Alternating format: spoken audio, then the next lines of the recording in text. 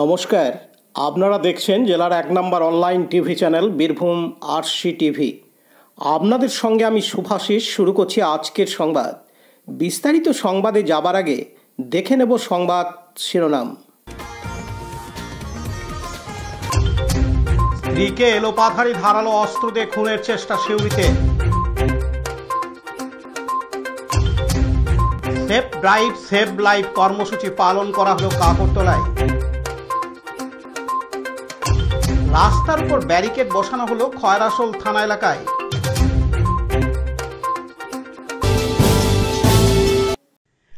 আজ মঙ্গলবার ২০ মে বীরভূম জেলার সিউড়ি সুপার স্পেশালিটি হাসপাতাল চত্বরে স্ত্রীকে খুনের চেষ্টা করে স্বামী। ধারালো অস্ত্র দিয়ে এলোপাথারি আক্রমণ করা হয় তাকে। নিরাপত্তা রক্ষীদের তৎপরতায় প্রাণ বাঁচল ওই মহিলার। জানা গিয়েছে, দীর্ঘদিন ধরে ঝামেলা চলছিল স্বামী ও স্ত্রীর মধ্যে। ঝামেলার জেরে বেশ কয়েক মাস আগে স্বামীর বাড়ি সিউড়ির কুলেরা থেকে মোহাম্মদ বাজারের কাপিস্টা এলাকায় বাবার বাড়ি চলে যায় স্ত্রী পূর্ণিমা লোহার। এরপর থেকে তার স্বামী অমর কর্মকার তার স্ত্রীকে বাড়ি নিয়ে আসার চেষ্টা করে, কিন্তু স্ত্রী বাড়ি আসেনি। এরপর আজ মঙ্গলবার ২০ মে স্ত্রী তার মাকে নিয়ে সিউড়ি সুপার স্পেশালিটি হাসপাতালে দেখাতে এলে আচমকায় ধারালো অস্ত্র নিয়ে স্ত্রীকে আক্রমণ করে আঘাত করে গলায় ও বুকে। হাসপাতালে নিরাপত্তা রক্ষীদের সহায়তায় ওই মহিলাকে বাঁচানো হয়। আটক করা হয় অমর কর্মকারকে। পরে সিউড়ি থানার পুলিশের হাতে তুলে দেওয়া হয়। মহিলাকে আহত অবস্থায় ভর্তি করা হয়েছে হাসপাতালে। এদিন অভিযুক্ত অমর কর্মকার জানান,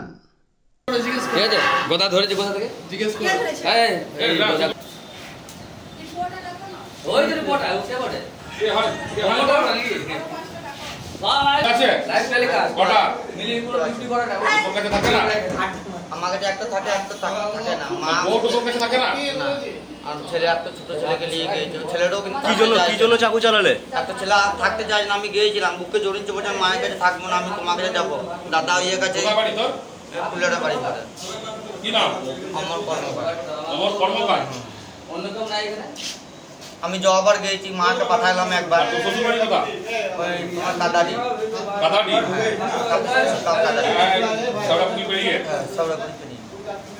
আমি মাকে পাঠাইলাম একবার পৌষ মাসে। বলছে মাকে পাঠাও, তবে আমি যাবো না, আমি একাই যাবো না। মাকে কলকাতায় ছিলাম, পূর্ণিমা কর্মকার। আমি মাকে পাঠাইলাম, বললাম তাহলে বেশ ঠিক আছে, মাকে পাঠাই চলে এসো। গেল দিয়ে ওর মা পৌষ মাস দেখিয়ে দিল। বলছে না, পৌষ মাসে যেতে দেবো। আমি বললো কোন বউ বটে পাঠাবে না, পুরোনো বউ ঘর নিজের ঘর যাবে, তারপর কি বেশ পাঠাইলো না। গাবরুদ্দি করলো। শ্বশুরের নাম হচ্ছে তোমার ছিদাম কর্মকার। ও শ্বশুরকে তো বিষ খেয়ে মরে গেলো, জানের জ্বালায় মরে গেলো। মা বেঁচে। তুমি কি জন্য গলাতে ছুরি চালালে? হ্যাঁ, ছুরিটা চালালে কেন? আমার অনেক রাগ ছিল, আমি কদিন ধরে গেছি, কালকে যাবার কথা ছিল। দুবার গেলাম, পাঠাইলো না, অপমান করলো। 20টা মানুষ আমি 2-3 হাজার টাকা খরচা করে নিয়ে গেলাম, গাড়ি নিয়ে মানুষজন যদি আসে তো ভালো মন্দ মানুষকে নিয়ে যায়। কোথায় চালিয়েছো চাকুটা? কোথায় চালিয়েছো? গায়ে তাই চালিয়েছো, তার মনে পড়ছে না আমার।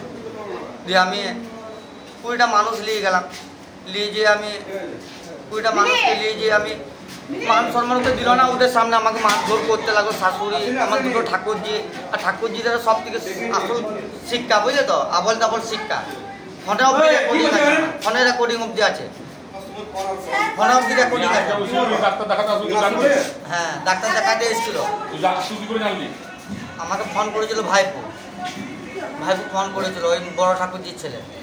কোন জায়গাতে চালিয়েছিলে চাকুটা? হাসপাতালে কোথাও মনে পড়ছে না। ঘটনাটা কোথায় ঘটেছে? আমি বললাম হাত ধরে ঘর চলো, দেখো তুমি ঘর যাবে না, একটু ভালো মন্দ একটু কথা শোনো। বলছে না যাবো না, আমি তোমাকে ছাড়ো, আমাকে ছাড়ো করতে করতে চলে এসেছে। মানে আমাকে আবার কেয়ারই করে না, আমি স্বামী বলে যে একটু ভালো। অন্যদিকে আহত মহিলা পূর্ণিমা লোহার বলেন, কে মারলো আপনাকে? কেন? মারধর করে। কি দিয়ে মারলো আপনাকে? ছুরির মতন কি ছিল, আমি আর দেখি নাই। আপনি হাসপাতালে কি করতেন? মাকে ডাক্তার দেখাতে। বাপের বাড়ি কোথায়? কাটাদি। কাপিস্টা কাটাদি। আপনার নাম কি? আপনার হাজবেন্ডের?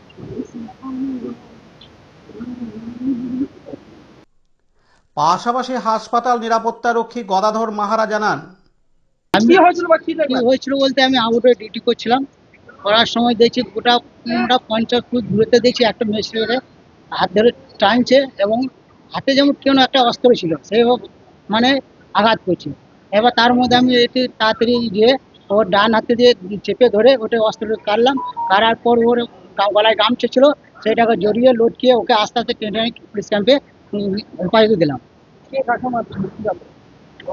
ওনার ওইটা কে হয় তা জানি না, একজন মহিলা মানে পরিষেবা নিতে এসছে হসপিটালে, আর উনি কি করতে এসছে তা জানি না। তো ওইভাবেও একজনকে মানে আঘাত করছে, সেইভাবে আমি না দেখতে পেরে থেকে আমি ওই ছুটে গিয়ে তাকে আমি বাঁচিয়েছি। ওনার হাতে একটা বড় স্ক্রু ড্রাইভার মতো বাট লাগা একটা অস্ত্র ছিল। মহিলা এখন তো আমি এই পজিশনে কেমন আছে তা যায়নি, এখন যায়নি, তবে আমি তারপর আমি আউটে ডিউটি করছিলাম, এখন কেমন অবস্থা আছে তা আমি দেখতে পাইনি। বাড়ি জানা গেছে? বাড়ি না আমি বলতে পারবো না। বলে আপনার নাম? আমার নাম গদাধর মাহারা। আপনি হসপিটাল? আমি হসপিটালে সিকিউরিটি। পার্থ দাসের report, Birbhum RCTV Suri.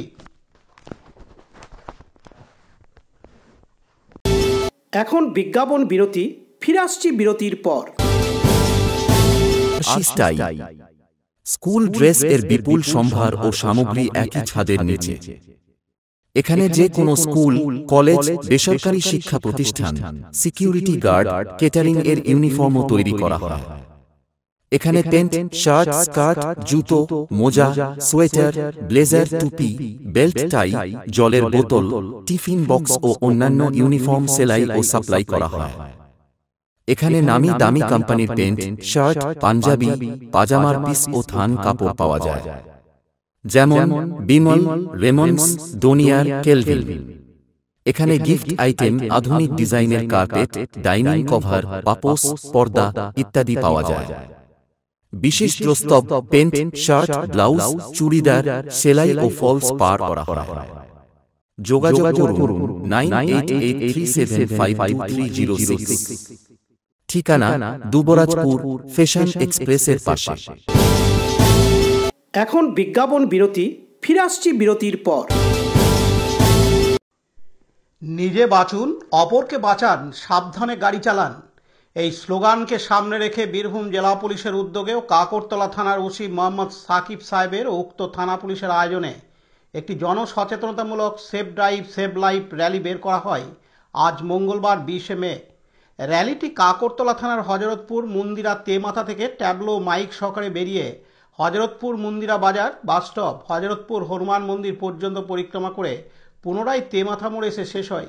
Helmet ব্যবহার করা, কানে হেডফোন না লাগানো, দ্রুত গতিতে গাড়ি না চালানো, 4 চাকা গাড়ির ক্ষেত্রে সিট বেল্ট লাগানো সহ ট্রাফিক আইন বিষয়ক মাইকের মাধ্যমে গাড়ির চালকদের উদ্দেশ্যে অবগত করা হয়। কাকরতলা থানার ওসি মোহাম্মদ সাকিব সাহেব, এসআই আব্দুল হাই, এএসআই প্রবীর মান্না ও কাকরতলা থানার অন্যান্য পুলিশ আধিকারিকদের উদ্যোগে প্রচণ্ড গরমের কথা মাথায় রেখে পথ চলতি মানুষদের ওআরএস মিশ্রিত জল দিয়ে তৃষ্ণা নিবারণ করা হয়। এদিনের র্যালির পুরোভাগে ছিলেন দুবরাজপুর ট্রাফিক সার্জেন্ট বিপিন চন্দ্র ঘোষ, অন্যান্য পুলিশ আধিকারিকরা ও সিভিক ভলেন্টিয়াররা। বিপিন পালের রিপোর্ট, বীরভূম RCTV কাকরতলা। এখন বিজ্ঞাপন বিরতি, ফিরে আসছি বিরতির পর। সব থেকে ভালো চিকিৎসা, সবচেয়ে কম খরচে, সবচেয়ে কম খরচে। সব থেকে ভালো চিকিৎসা, সবচেয়ে কম খরচে, সবচেয়ে কম খরচে। বিশ্বমানের স্বাস্থ্য পরিষেবা মিলবে দিনে রাতে, বিশ্বমানের স্বাস্থ্য পরিষেবা মিলবে দিনে রাতে। মনি মহেশ হসপিটাল, মনি মহেশ হসপিটাল, মনি মহেশ হসপিটাল, মনি মহেশ হসপিটাল। মনি মহেশ হসপিটাল, দুবরাজপুর। ফিরে এলাম বিরতির পর।